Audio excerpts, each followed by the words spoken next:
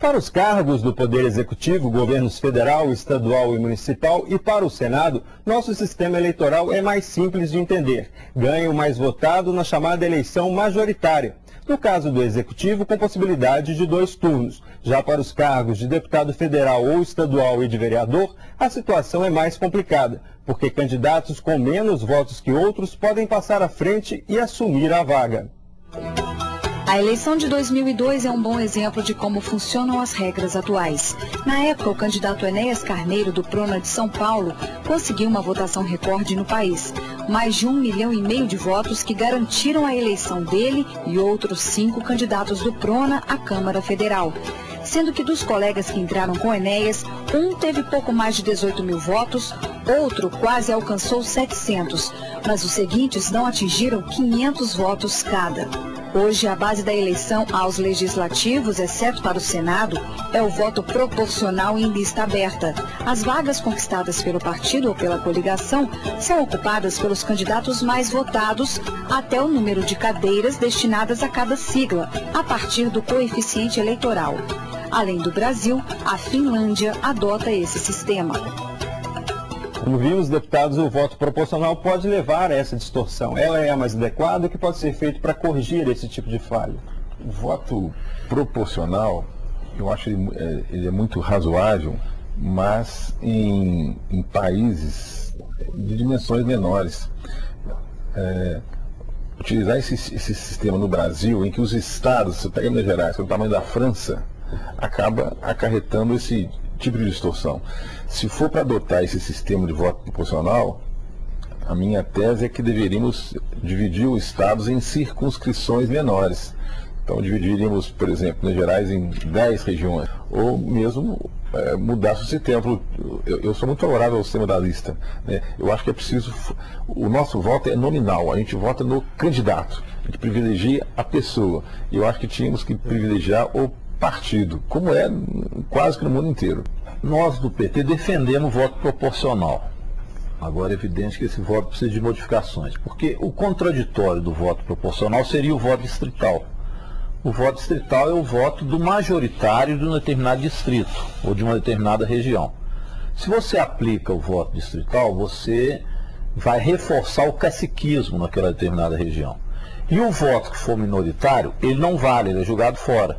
Então, se você votou em alguém que não é o majoritário, você não aproveita esse voto no parlamento. O voto proporcional, sim.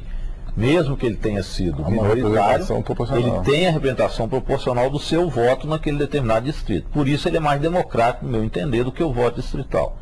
Acontece que, aí eu concordo com o deputado Lafayette Andrade, é que o voto é nominal. Então ele faz uma mistura entre voto no partido e voto nominal. E isso dilui o voto político e ideológico no partido.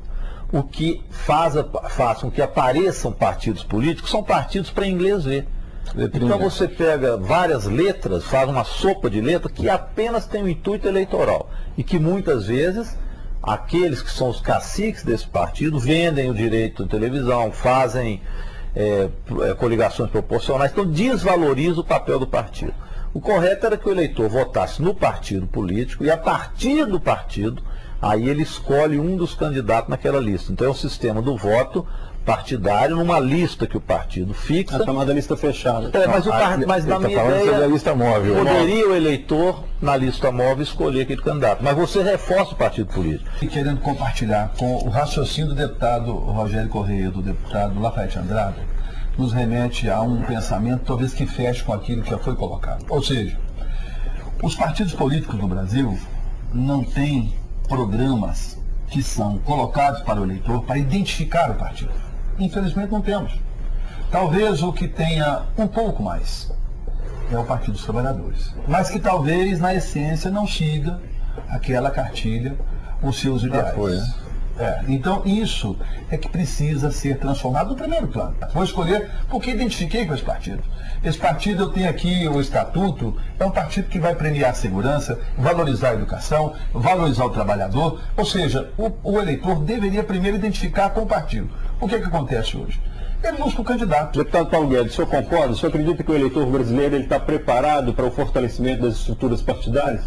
Nós precisamos ter um momento de uma grande reflexão. O primeiro caminho mesmo para se fazer uma reforma política séria no Brasil é ouvir o povo, é abrir a discussão, é fazer um plebiscito ou fazer uma constituinte exclusiva para que as pessoas possam opinar, para que a população possa de fato entender o que é reforma política. Já que a gente não consegue, eu acho que vai ser difícil passar a lista partidária, porque as pessoas no Brasil, né, isso está evidente, não confiam tanto nos partidos políticos, eu acho que a gente poderia fazer aí uma tese de meio a meio, né, que 50% da composição do Congresso, das Assembleias e das Câmaras fosse o voto no partido.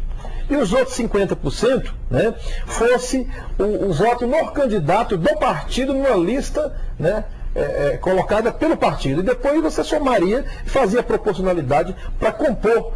O deputado Paulo Guedes falou do plebiscito, mas mesmo parece que a Câmara Federal meio que já soterrou essa ideia e está trabalhando com a ideia de um referendo. Qual a opinião dos senhores em relação a isso? Se não há consenso no Congresso, joga-se ao povo, o povo resolve. Então o plebiscito teria pelo menos a função de consultar o povo naquilo que é essencial. A essência só se resolve dessa forma, ou através de um plebiscito, como a presidenta propôs, ou através de uma constituinte exclusiva. Um plebiscito é evidente, você tem que pegar dois temas, são centrais. É a forma de voto, se é distrital, proporcional, etc. Ou e o financiamento de campanha, se é público, se é financiamento privado. Pelo menos você mexe na essência. O que é uma constituinte exclusiva? Os eleitores vão eleger para o Congresso Nacional deputados meramente para fazer uma reforma política institucional. Então eles vão mexer na Constituição para fazer essa reforma. Vão ser eleitos meramente para esse fim. Quem for eleito como deputado constituinte, não é, inclusive, não pode ser candidato a deputado posteriormente. Então ele vai se debruçar para fazer a reforma política.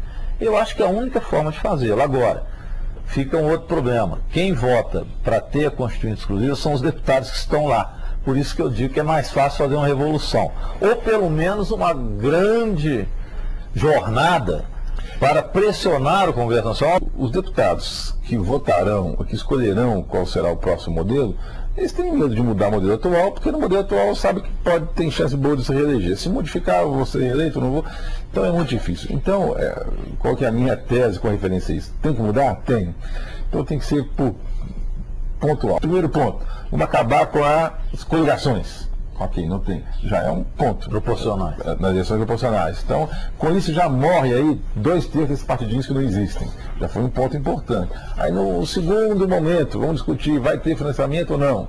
Tem que ser, assim, por pontos, porque se a gente quiser mudar tudo de uma vez só, que é o desejo, a gente não consegue pelo excesso de possibilidades. Nós não vamos fazer reforma política com esse Congresso que está aí, gente. Claro.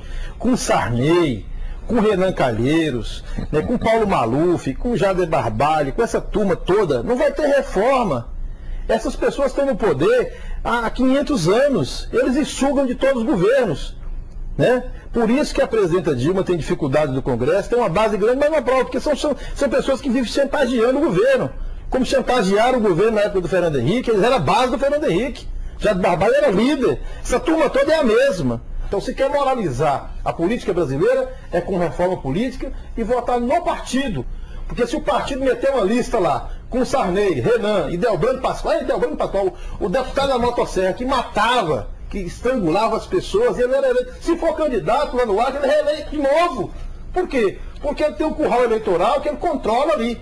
Então, votar em lista é uma tese importante, o povo brasileiro precisa saber disso. Né? Voto da forma que está, você vota, nós não vamos ter mudança no Congresso. Olha só quando a presidente Dilma agora pediu para fazer o plebiscito. A política conservadora se uniu. Né? Primeiro, logo o PSDB ficou contra, querendo um referendo. Há uma grande diferença de referendo para plebiscito. Referendo é o Congresso criar as regras, para depois perguntar à população se concorda ou não. Qual Congresso vai criar, Paulo? Regra alguma? Esse Congresso não vai criar regra nenhuma. Esse Congresso que está aí, então se aliou, juntou a oposição e acabou com a reforma política, essa é a verdade. Deputado, proibiu que existisse um plebiscito. Né?